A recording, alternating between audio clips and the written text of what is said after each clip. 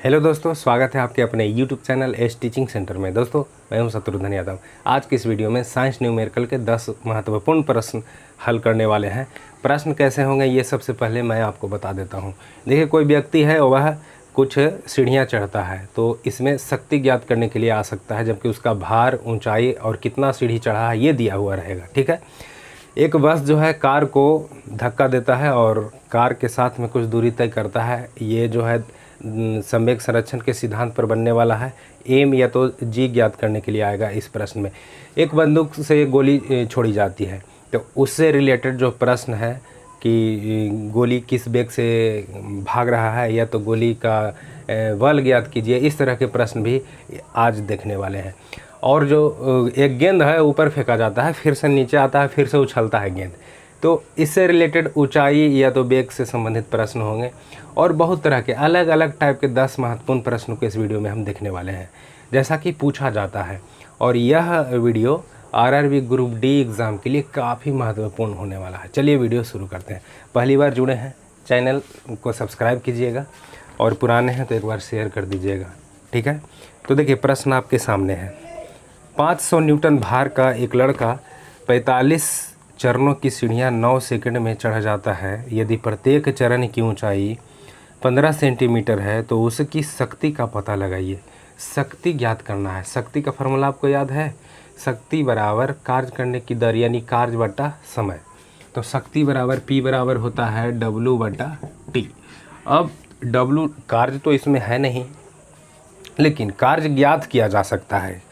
क्या क्या दिया गया है? 500 न्यूटन भार है, तो 500 न्यूटन भार है तो मास गुने यहाँ पर गुरुत्वीय त्वरण का मान है 500 न्यूटन। चूँकि भार जब न्यूटन में रहे तो वह mg का वैल्यू होता है, भार kg में रहे तो वह केवल m यानी द्रव्यमान का वैल्यू होता है। अब इसमें दिया गया है 45 सीढ़ी चढ़ता है, ठीक है, 9 सेकेंड में। टी का वैल्यू कितना है? 9 सेकेंड। अब कह रहा है कि 15 सेंटीमीटर ऊंचाई है, तो 15 सेंटीमीटर ऊंचाई h बराबर 15 सेंटीमीटर। तो यहाँ पर जो मात्रक है सेंटीमीटर में है, मात्रक को रखना है मीटर में। तो मीटर में करने के लिए 15/100 कर देंगे, यह मीटर में आ जाएगा। अब इससे संबंधित फार्मूला हमको चाहिए, है ना। ऐसा फार्मूला चाहिए जिसमें mg/h हो, तो mgh के पास चलना पड़ेगा ना, mgh के पास। तो w बराबर लिखेंगे mgh/t, तो है ही। चलिए ज्ञात कीजिए। mg का वैल्यू 500 रखिए, 500 रख दिए। h कितना है? 15/100 है, 100 नीचे लिखेंगे। और t कितना है? t 9 सेकेंड, तो 9 सेकेंड। अब देखिए, ये तो एक सीढ़ी का पावर निकलेगा, एक सीढ़ी का शक्ति निकलेगा। आपको चढ़ना है 45 सीढ़ी, 45 से गुना कर दीजिए, तो 45 से इसमें गुना कर दिए। इसको हल करना है। चलिए कर दीजिए। 0 से 0 तो कट ही गया, 2 0 खत्म हो गया, 9 5 45। चलिए इसको जब गुना कीजिएगा, 15 5 75, और 75 गुने 5 जब कीजिएगा, 5 25, बाकी 2 7 5 35 और 2 37, यानी इतना पावर का जो यूनिट होता है वह वाट में होता है। तो इतना वाट इसका आंसर हो गया, 375। तो ऐसे प्रश्न को ऐसे सोल्व की देखिए, पहले देखिए कि क्या क्या दिया गया है, उसके बाद जो है फार्मूला कैसा फार्मूला लगने वाला है। चलिए अगले प्रश्न की ओर चलते हैं। अलग अलग टाइप के जो है प्रश्न शामिल किए हैं, 10 प्रश्न इस वीडियो में आपको मिलने वाला है। तो अगला प्रश्न भी आपके सामने है, देखिए। तो अगला प्रश्न है, 10 kg की एक वस्तु 2 मीटर प्रति सेकंड वेग के साथ गतिमान है। वस्तु में निहित संवेग क्या है? संवेग का फार्मूला जानते हैं। संवेग बराबर क्या होता है? संवेग बराबर द्रव्यमान गुने वेग होता है, यानी कि संवेग बराबर mv होता है। द्रव्यमान गुने वेग रख दीजिए, आ जाएगा। तो क्या है? 10 है और 20 है, 2 है, तो 10 गुने 2 20 आंसर आ जाएगा। लेकिन मात्रक में इसमें जो है फंसेगा। मात्रक में 10 है, 10 क्या है? kg, तो kg, ठीक है। और 2 क्या है? मीटर प्रति सेकंड, 2 मीटर प्रति सेकंड। प्रति सेकंड है ना, सेकंड क्या है? प्रति सेकंड है, बटा में। तो 10 दूनी के 20, 20 kg मीटर सेकंड, ऊपर जाएगा तो -1 होगा, इन्वर्स 1। ये देखिए किस ऑप्शन में है, आंसर होने वाला है। यहाँ पर +1 भी है ऑप्शन में, है ना। नहीं, इन्वर्स 1, क्योंकि सेकंड प्रति सेकंड है, ऊपर जाएगा तो -1 आ जाएगा। तो दूसरा प्रश्न भी सोल्व हो गया। तो इस तरह से प्रश्नों को सोल्व किया जाता है परीक्षाओं में बहुत आसानी से। चलिए, तो अगला प्रश्न है 23वां प्रश्न। देखिए 23वां क्यों, क्योंकि अभी तक 23 प्रश्न होने वाला है, 2 वीडियो पहले से अपलोड है, यह तीसरी वीडियो है। तो 23वां क्वेश्चन है 10 मीटर प्रति सेकंड से गतिमान एक 2000 kg का ट्रक ट्रैफिक लाइट पर खड़ी कार से टकराता है। टकराव के बाद दोनों एक साथ 8 मीटर प्रति सेकंड की गति से चलते हैं।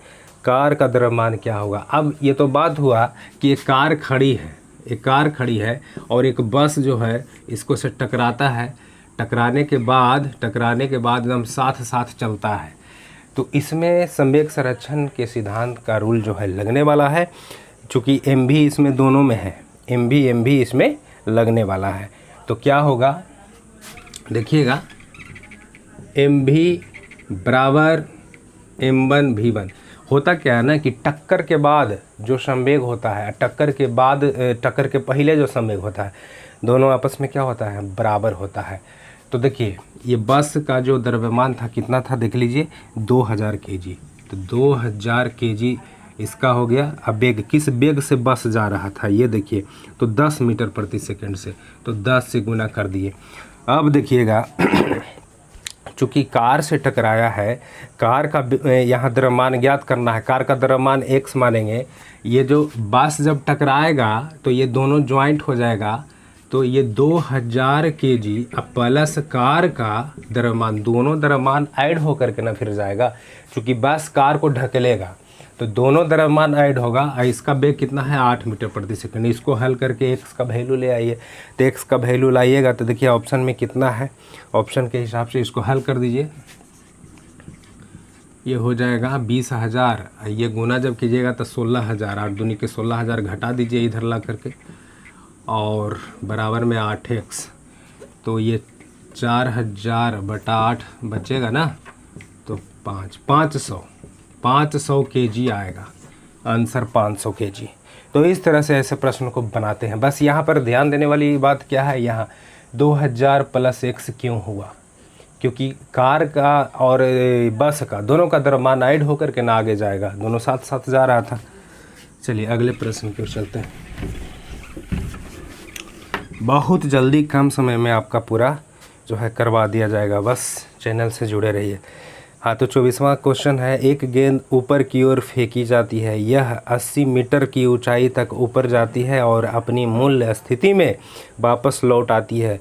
गति के 7 सेकंड बाद उसके विस्थापन का मान क्या होगा, ये बताइए। गति के 7 सेकंड के बाद विस्थापन s ज्ञात करना है। एक देखिए दूसरा गति का नियम है s बराबर ut + ½ at²। यहाँ ऊपर नीचे गिराया जाता है तो यहाँ gt² हो जाता है, बात समझिएगा। लेकिन यहाँ पर u मालूम है नहीं, यहाँ पर क्या क्या दिया गया है ये देखिए। 80 मीटर ऊंचाई है, 80 मीटर क्या है, ऊंचाई है, और 7 सेकंड यहाँ t दिया गया है। अब बताइए कि यहाँ पर आप सबसे पहले ज्ञात करने वाले हैं u। तो u एक दूसरा समीकरण होता है v² बराबर u² + 2as। तो यहाँ पर v का मान 0 हो जाएगा और u² बराबर 2 गुना a। त्वरण कितना है, 2as। त्वरण कितना है ये देखिए। तो दोस्तों त्वरण यहाँ पर g हो जाएगा ना, त्वरण क्या हो जाएगा, g ही हो जाएगा त्वरण। तो g का मान 10 रखिए, g का मान 10 रखते हैं, और जब ऊपर से गिराया जा रहा है तो g निगेटिव में हो जाएगा तो -10 रखा जाएगा। 80 यहाँ पर मतलब कि 80 दूरी है, s तो दूरी ही होता है, इससे u मिल जाएगा क्योंकि ये निगेटिव में है। 8 दूनी 16, 1600 इधर आ जाएगा u², तो u² इससे प्राप्त हो जाएगा 440 आ जाएगा, मतलब 1600 का रूट जब कीजिएगा तो कितना हो जाएगा 40, u 40 आ गया। अब इसमें रख दीजिए s बराबर ut। क्या है ut, t का वैल्यू तो है ही ना, t का वैल्यू दिया गया है 7 सेकेंड, तो u 40 × 7 + ½ gt²। अब बताइए जी यहाँ पर 10 रखा जाएगा और टी 7 है तो 7 गुना 7 इस तरह से इसको है, ये 5 से कटेगा और ये कितना हो जाएगा देखिए 728 728। अब देखिए जी का वैल्यू तो यहाँ निगेटिव में ही होने वाला है, ऊपर से गेंद गिराया जा रहा है तो जी -10 रखिएगा तो यहाँ पर माइनस में आ जाएगा, कितना आ जाएगा 49 पचे 9 पचे 45 520 और 4 24। घटा दीजिए, 10 में से 5 गया 5, 7 में से 4 गया 3, 35 मीटर आंसर देख लीजिए 35 मीटर आता है। ये जो क्वेश्चन है थोड़ा सा टफ क्वेश्चन हो जाता है, इस तरह के क्वेश्चन थोड़ा सा टफ हो जाता है। दो समीकरण लगाना पड़ता है, समीकरण का तीसरा गति नियम लगा, समीकरण का ये दूसरा गति नियम लगा, तीसरा गति नियम से आपका u जो प्रारंभिक वेग होता है ज्ञात किए, प्रारंभिक वेग और t का मान यहाँ रखें तो विस्थापन ज्ञात हुआ। तो इस तरह से चलिए अगले प्रश्न की ओर चलते हैं। देखिए अगला प्रश्न क्या है। तो दोस्तों अगला प्रश्न है, एक गेंद को 10 मीटर की ऊंचाई से गिराया जाता है, वह ज़मीन पर टकराती है और 2.5 मीटर 2.5 मीटर को 2.5 मीटर कहते हैं कि ऊंचाई तक वापस उछल जाती है। टकराव के दौरान गतिज ऊर्जा में कितना प्रतिशत की हानि होगी? बहुत सिंपल है। देखिए यहाँ पर अलग अलग दूरी है, 10 मीटर अलग दिया है, 10 मीटर से गेंद को गिराया जा रहा है, टकराने के बाद जो है 2.5 मीटर, तो 2 यहाँ पर दूरी दे दिया गया है। तो देखिए पहले जो गतिज ऊर्जा होगा, यहाँ पर गिराया जाएगा गेंद को तो गतिज ऊर्जा बढ़ेगी, स्थितिज ऊर्जा कमेगी, तो स्थितिज ऊर्जा ही गतिज ऊर्जा बन जाएगा। तो mgh लगने वाला है और 10 mg ये शुरू में होगा और उसके बाद हो जाएगा 2.5 mg। अब ये दोनों में कमी कितना आया ये बताइए। तो 7.5 mg कमी आ जाएगा। कमी प्रतिशत अब निकाल दीजिए ना, कमी प्रतिशत, तो प्रतिशत कमी mg में है गुने 100 से किससे कमी हो रहा है? 10 से कमी हो रहा है। 10 से 10 ये 0 कटा, mg से mg कटा और इससे जो है ये कट गया, यानी कि 75 प्रतिशत में है ना, तो 75% इसका कमी होने वाला है। तो इस तरह से है ना, गतिज ऊर्जा 2 यहाँ पर बनने वाला है, 10 mg और 2.5 mg। ये कमी कितना हुआ? 7.5 mg। तो कमी हुआ तो कमी प्रतिशत, कमी गुने 100 से किससे कमी हो रहा है? 10 से कमी हो रहा है, 10 mg से कट गया, 75% आ गया। चलिए अगले प्रश्न की ओर चलते हैं। तो दोस्तों प्रश्न आपके सामने है, एक 12 ग्राम की गोली एक बंदूक से दागी जाती है। गोली बंदूक की निकलने में 0.006 समय लेती है और 300 मीटर प्रति सेकंड की वेग से छूटती है। बंदूक द्वारा गोली पर लगाए गए बल का मान ज्ञात कीजिए। बल का मान ज्ञात करना है आपका। चलिए बल बराबर क्या होता है? F बराबर क्या होता है? ma होता है। बल बराबर ma यानी कि द्रव्यमान गुने त्वरण होता है। ठीक है, द्रव्यमान कितना केजी है? 12 केजी है। तो 12 ग्राम है, तो 12 ग्राम को केजी में बदलने के लिए 1000 से भाग देते हैं, तब जा कर के क्या मिलता है? केजी। तो यहाँ पर लिखेंगे 12/1000। ये केजी में तो आ गया है, लेकिन त्वरण का वैल्यू नहीं है, निकालना पड़ेगा।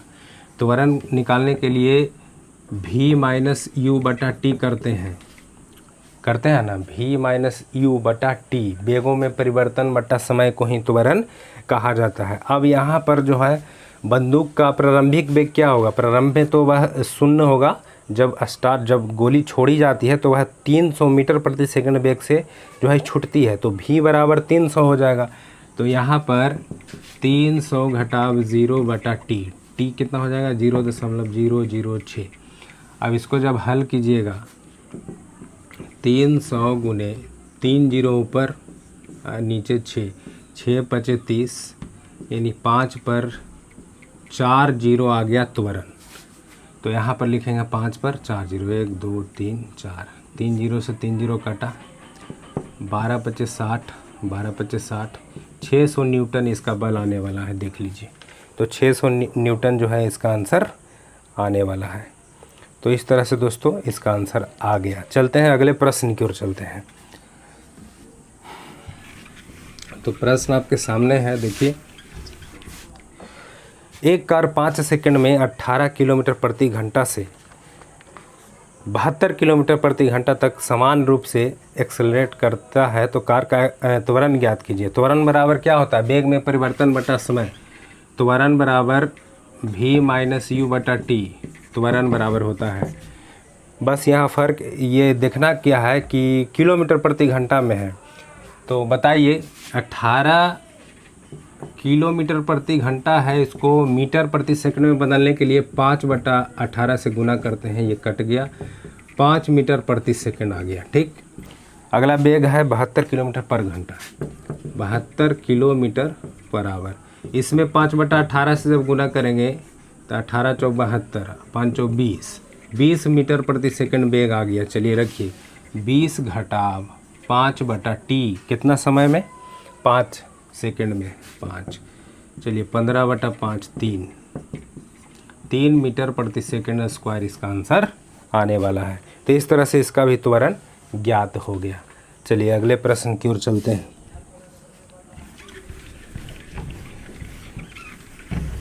चलिए प्रश्न है, जब एक स्थिर बल किसी वस्तु पर 3 सेकंड की अवधि के लिए 8 केजी द्रव्यमान के साथ कार्य करता है, तो वह वस्तु के वेग को 4 मीटर प्रति सेकंड से 6 मीटर प्रति सेकंड बढ़ा देता है। प्रयुक्त बल का मान ज्ञात कीजिए। फिर से वही बात, बल बराबर क्या होता है? द्रव्यमान गुणे त्वरण। बल बराबर क्या होता है? द्रव्यमान गुणे त्वरण।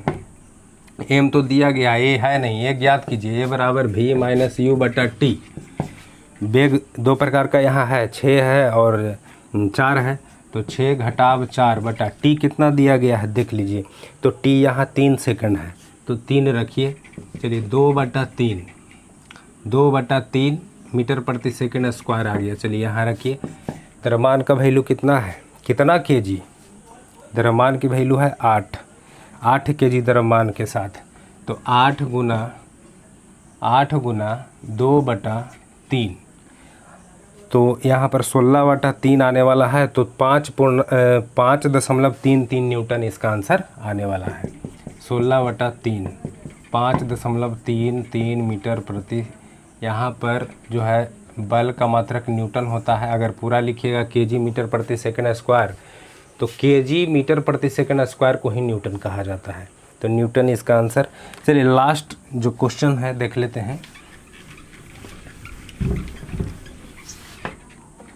लास्ट क्वेश्चन है, दो कण जिसका आवेश Q1 और Q2 एक दूसरे से कुछ दूरी पर रखे हैं, इनके बीच एक बल F उत्पन्न होता है। यदि दूरी में 1/5 की कमी की जाती है तो दोनों के बीच बल कितना होगा? 1/5 की कमी की जाती है। बताइए। F बराबर होता है ना Q1 Q2 बटा R स्क्वायर। ठीक, तो R के जगह पर 1/5 रख दीजिए। R के जगह पर 1/5 रख दीजिए। 5 जब निकलेगा यहाँ पर 25 गुना हो जाएगा। 25 इंटू Q1 Q2 बटा R स्क्वायर। देखिए यही प्राप्त हुआ, इससे ही काट दीजिए। कितना प्राप्त होगा? 25 गुना। तो इसका हो जाएगा 25F, चूँकि बल है ना। तो चलिए एक और प्रश्न है, इसमें देख लेते हैं, यूनिट से संबंधित है। दोस्तों प्रश्न है, किसी 100 वाट के बल्ब को प्रतिदिन 5 घंटे उपयोग किया जाता है। 3 दिनों में बल्ब द्वारा कितनी ऊर्जा की खपत की जाएगी? देखिए यूनिट में है तो यूनिट बराबर क्या होता है? एक यूनिट बराबर किलोवाट घंटा होता है। किलोवाट घंटा में आपको लाना है। यहाँ पर क्या दिया गया है? वाट है। 100 वाट 5 घंटा 3 दिनों के लिए। अब बताइए 100 वाट 5 घंटा 3 दिनों के लिए, तो 3 से गुना कीजिएगा। 3 दिनों के लिए हो रहा 5 तिया के 1500 वाट घंटा। लेकिन लाना है किलो वाट घंटा। क्या लाना है? किलो वाट घंटा। यहाँ पर वाट घंटा है। किलो में 10 के पावर 3 होता है। 10 के पावर 3 से यानी कि यहाँ पर भाग दीजिएगा 10 पर 3 जीरो से, तब ये होगा किलो वाट घंटा। 2 जीरो से 2 जीरो ख़त्म, 1.5 किलोवाट घंटा। अब इसको यूनिट कहेंगे, क्या कहेंगे? यूनिट। तो 1.5 यूनिट इसका आंसर होने वाला है, 1.5 यूनिट। तो ये था आज के 10 प्रश्न जो कि काफ़ी महत्वपूर्ण था। तो दोस्तों अगले वीडियो में मिलते हैं, चलिए।